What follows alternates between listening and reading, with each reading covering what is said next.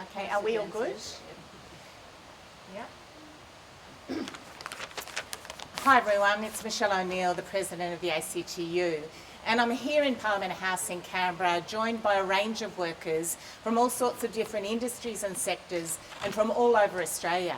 Because what we're here talking about is why the climate crisis is a crisis for workers' health and safety, and how we're really failing as a country to get in place what we need to keep workers safe. And this is something that's happening now. It's not something that's going to happen in the future.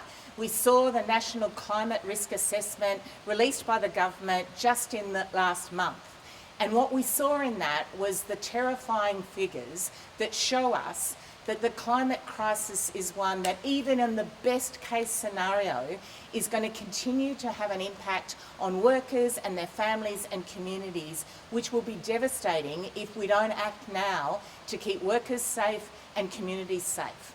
So we're here in Parliament to release a report about work health and safety in the era of climate crisis, but we're also here to talk to politicians about why this is a real issue today, an issue that we need more action on. And there's three things we're looking for. Shockingly, we have a meeting of work health and safety ministers, federal, state and territory ministers that meet regularly to talk about workplace health and safety. And what we know is that climate change, the climate crisis, has never been on that agenda. So Australia leads the world in all sorts of ways in terms of the way that we've responded to workplace health and safety issues. We're one of the first countries in the world to ratify the International Labour Organization conventions that require employers to keep workers safe. But we've got a hole in the middle of our work health and safety regulations, and that hole is growing, and it is the climate crisis. So we need specific enforceable regulations that are going to keep workers safe. Keep them safe from things like increased days of heat, extreme warming.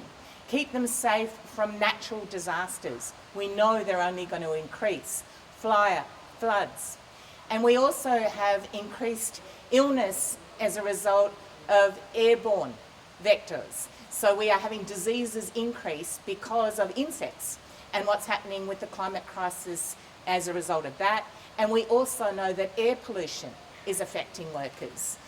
What the National Climate Risk Assessment told us is that as we move up to a warming planet, if we get up to that 2.8 degrees heat increase in our country, then we will see 45 days a year where it is too hot for workers to work outside.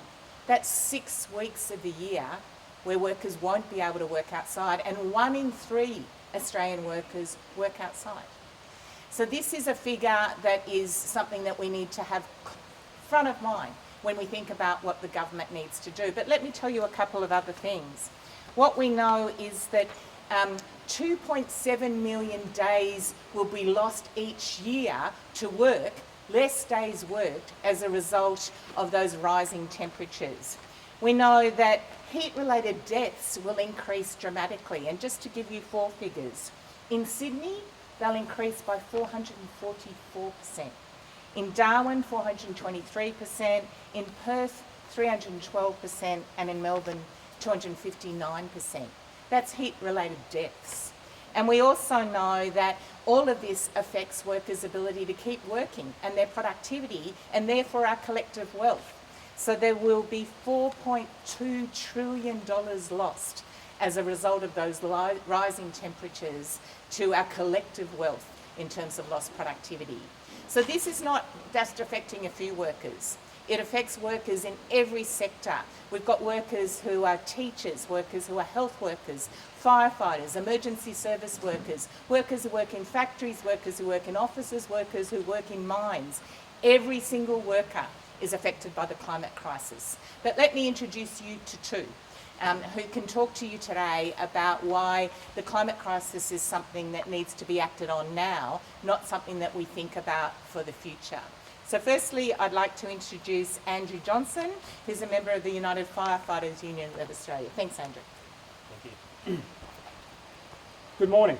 My name's Andrew Johnson. I'm an urban firefighter entering my 25th year of service here in the ACT.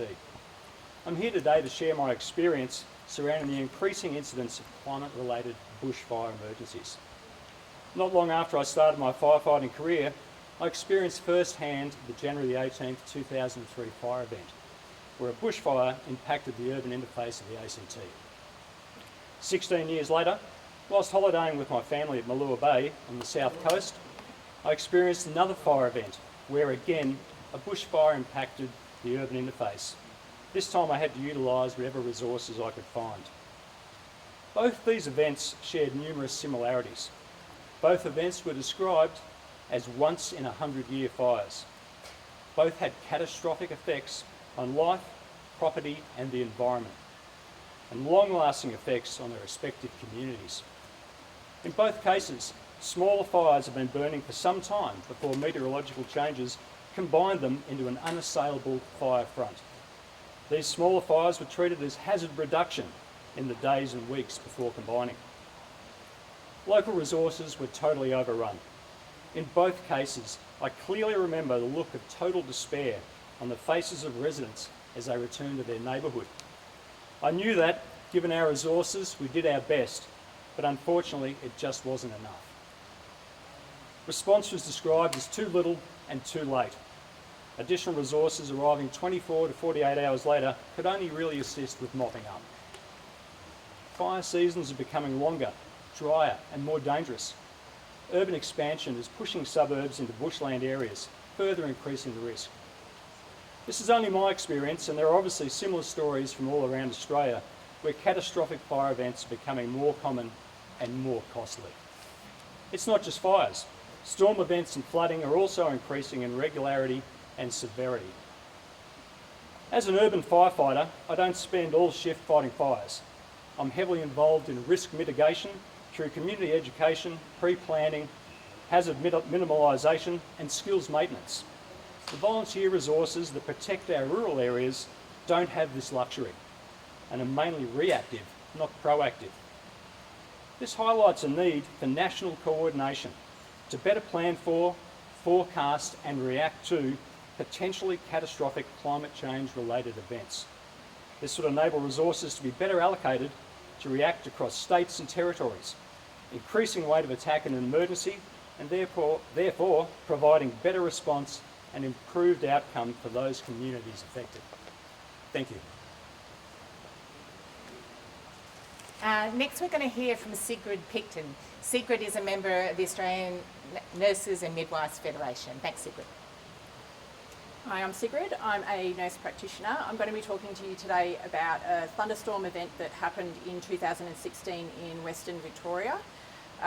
It was, again, one of those once-in-a-century events that has happened, and unfortunately being located in Victoria, we're very prone to these sort of events because of the type of temperate grasses that we have growing in the area.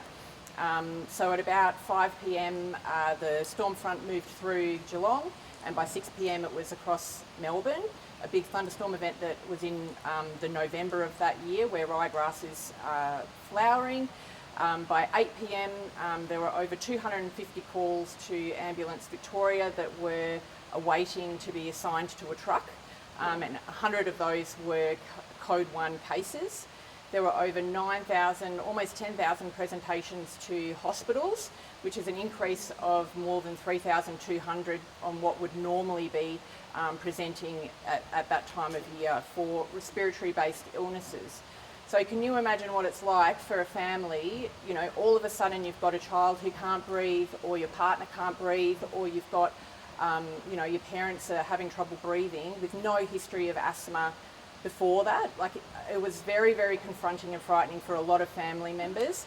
I was at the Royal Children's Hospital at the time, so a lot of, I think it was over 60% of the people who suffered from respiratory distress that day hadn't had a history of any asthma prior to that day. So out of nowhere, they just couldn't breathe. Pharmacies were overrun and ran out of Ventolin. We were, at the RCH, we called a Code Brown. The Ambulance Victoria called a Code Orange, so the equivalent where you need to get extra staff in, or they've got extra rights to ask to give you longer shifts to keep people there to help man the disaster. So these, with climate forecast, there's going to be warmer, longer ryegrass flowering periods, particularly in Victoria, and that will spread as well further south into Tasmania with the current predictions, as well as more inclement weather such as thunderstorms. So this won't be 5 years ago, 10 years ago, this event happened. This is going to be happening more and more often. And I think the 2016 event was a really good event to highlight how underprepared we were and how we just can't cope with those large volume events that were essentially across most of the state. So yeah, you can't call in resources from elsewhere because you're it, you know. And on that day, you know, I had family members who were affected, but I wasn't able to go because I was working. So as a nurse, we often, and you know, emergency workers, we often have to make that choice. Are we going to continue to do our work, or are we going to stay and care for other people and help other people out? Just last week, my daughter finished her last nursing class, and I'm very proud of her, and I should be excited about her career coming up, but I'm actually really worried because if we're having these issues now, what's it going to be like for her over her career, and will she be able to stay in this industry? I'm not too sure, but that's why we need to embed it in policy. We need to ensure we've got proper funding. I think that, you know, we need to make better decisions that are not short-sighted, you know, based on economical or political gain. We need to put the climate first, and we need to start making these calls now. Thank you. Thanks very much, Sigrid. And as you heard, as well as needing binding work health and safety regulations to keep workers safe, we also need to do more for adaptation and resilience and lift what we have as practical measures in the National Adaptation Plan. I want you to hear from Annie Butler, the Secretary of the ANMF. Thanks very much, Michelle. Annie Butler, Federal Secretary of the Australian Nursing and Midwifery Federation. And as you've heard, we know the climate crisis is here right now. The National Climate Risk Assessment has laid out what we are facing now and into the future. The National Adaptation Plan has not responded. You've just heard from workers on the front line of what this means right here, right now, and we need to respond today. Work health safety regulations and changes are critical, but they are just one component of what we need to do in our adaptation and resilience measures in one of the countries which is the most climate exposed in the world and yet has some of the poorest responses to adaptation and resilience. So with Renew Australia for All, an alliance of more than 80 organisations, including unions, climate groups, community organisations from across the entire country, today we're releasing the Climate Safety Action Plan, which lays out 8 key measures we need to take, but 4 are absolutely critical, are not resourced enough. We need to put resources into those organisations so they can do their work properly. Critically, we need to build a resilient healthcare system.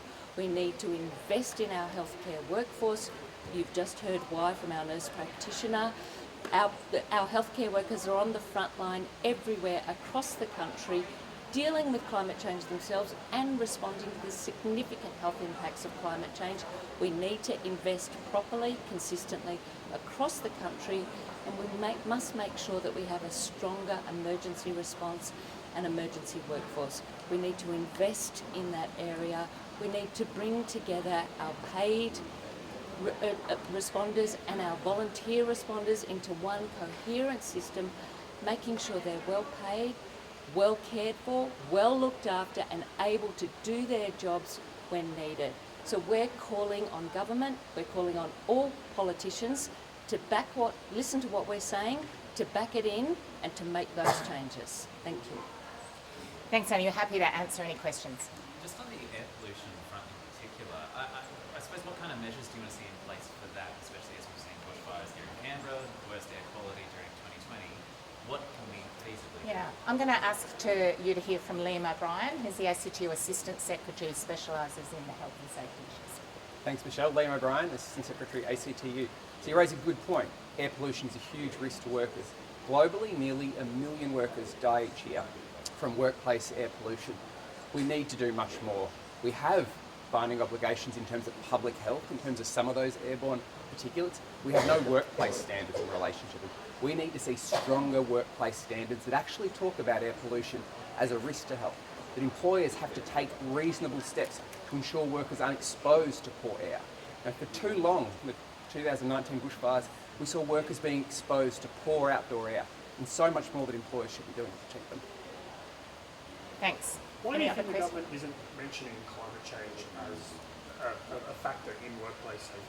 Well, I think it's a blind spot. I think what we have is we do have good regulations in terms of obligations on employers across the country to keep workers safe. But what we've seen with increasing things like the warming and increased temperatures is that we don't have the specific regulations, and you can't just have a general protection. What we know about workers' health and safety is that you've got to identify the actual risk, so whether that's extreme heat, whether that's the air pollution, whether it's what it means to be working outside and how long you can actually be outside in that sort of weather, or whether it's responding to a disaster. All of those things need to have regulations in the way we do for a whole lot of other health and safety measures. I think there has been too much of a reliance at a federal government level and a state and territory government level that the broad let's keep workers safe is enough. What we know from these workers and all over the country is workers are at risk every day today. We need specific and binding regulations that deal with the climate crisis. Is there a bit of a conflict between a lot of the investigations are done by state regulators, Safe Work New South Wales, something like that, but there's also the federal employment law kind of sweep. Is there a conflict between those? Do they need to be sorted out?